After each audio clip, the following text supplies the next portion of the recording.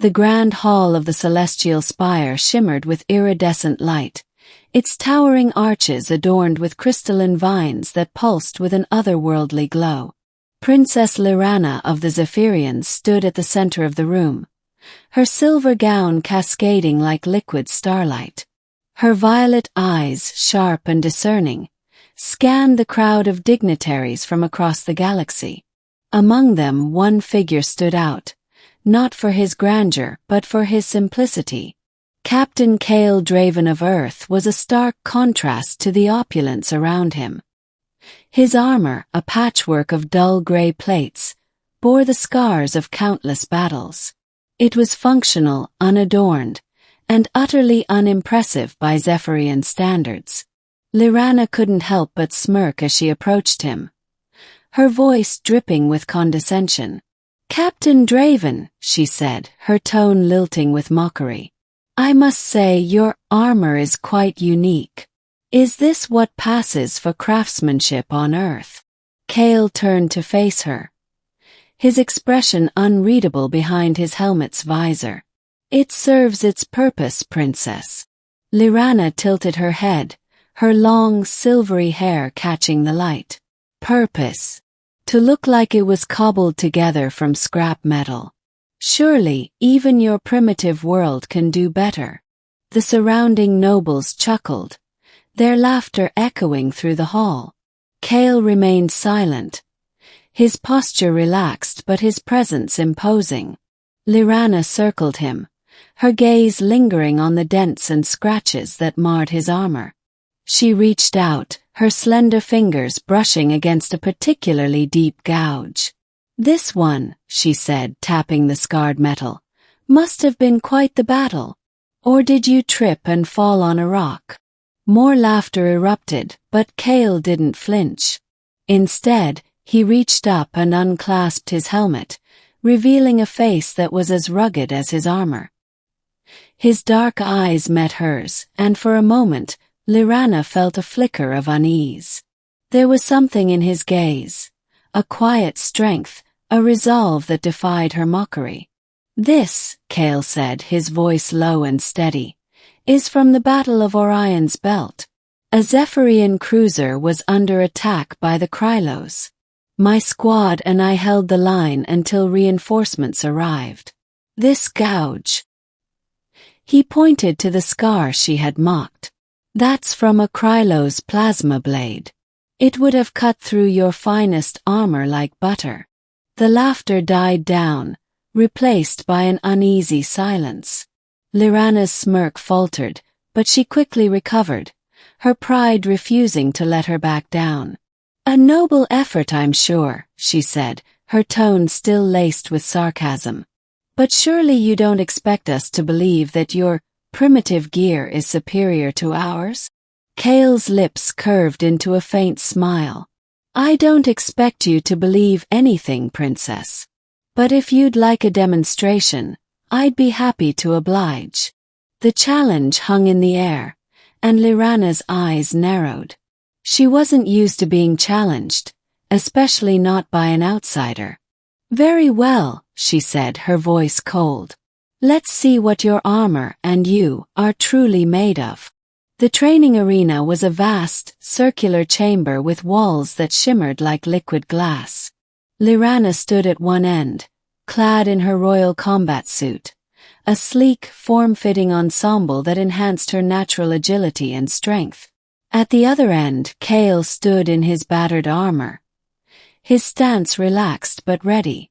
The crowd of nobles gathered around, their whispers filled with anticipation. No one had ever dared to challenge the princess, let alone an off-worlder. Lyranna activated her energy blade, the weapon humming with a vibrant purple light. "Shall we begin, Captain?" Kael nodded, drawing a simple, unadorned sword from his side. The blade was plain, almost crude compared to Lyranna's weapon, but it gleamed with a sharp, deadly edge. The fight began with Lyranna darting forward, her movements a blur of speed and grace. She struck at Kael with precision, her blade slicing through the air. But to her surprise, Kael's armor absorbed the blows, the dull gray plates deflecting her attacks with ease. She pressed harder, her strikes growing more aggressive, but Kael remained calm, his movements measured and deliberate. "Is this all you've got?" Lyranna taunted, though a hint of frustration crept into her voice. Kael didn't respond. Instead, he countered with a swift, powerful strike that forced her to retreat. The impact reverberated through her arms, and she realized with a start that his strength far exceeded her own. She regrouped, her mind racing. This wasn't going as planned. The battle raged on, each clash of their blades sending sparks flying. Lyranna's confidence began to waver as she realized that Kael's armor wasn't just durable, it was adaptive. The dents and scratches she had mocked earlier seemed to shift and realign, the armor repairing itself in real time. And beneath it all, Kael moved with a precision and skill that spoke of years of experience. Finally, with a deft maneuver, Kael disarmed her, sending her energy blades skittering across the floor. He stepped back, lowering his sword. "Yield," he said simply. Lyranna stared at him, her chest heaving with exertion. For the first time in her life, she felt truly humbled. But more than that, she felt something else, respect. She nodded, her voice barely above a whisper. "I yield." Later, in the quiet of the Spire's gardens, Lyranna found Kael standing beneath a tree whose leaves glowed with a soft, golden light. She approached him hesitantly, her earlier arrogance replaced by a newfound humility. "Captain Draven," she began, I owe you an apology. I misjudged you and your armor." Kael turned to her, his expression softening. "No apology necessary, princess. You weren't wrong to question it. It's not much to look at, but it's saved my life more times than I can count." Lyranna hesitated, then asked the question that had been burning in her mind. "How does it work? I've never seen anything like it." Kael smiled faintly. "It's not the armor that's special. It's what's beneath it." He reached up and began to remove his chest plate, revealing a network of intricate, glowing circuits embedded in his skin. Lyranna's eyes widened in shock. You're a cyborg." "Partially," Kael admitted. "The armor is just a shell. The real protection comes from the enhancements integrated into my body. They're what allow me to survive in situations that would kill anyone else." Lyranna stared at him, her mind reeling. All this time she had mocked his armor, not realizing that it was merely a facade, a distraction from the true strength that lay beneath.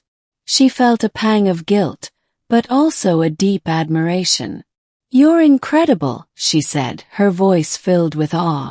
"I've never met anyone like you." Kael chuckled softly. "And I've never met anyone who could keep up with me in a fight like you did. You're not just a princess, Lyranna. You're a warrior." For the first time, Lyranna felt seen, not as a royal, but as a person. She smiled, a genuine, unguarded smile. "Thank you, Kael, for showing me what true strength looks like."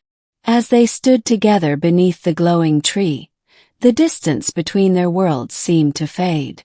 And in that moment, Lyranna realized that beneath the armor, beneath the titles and the pride, they were not so different after all.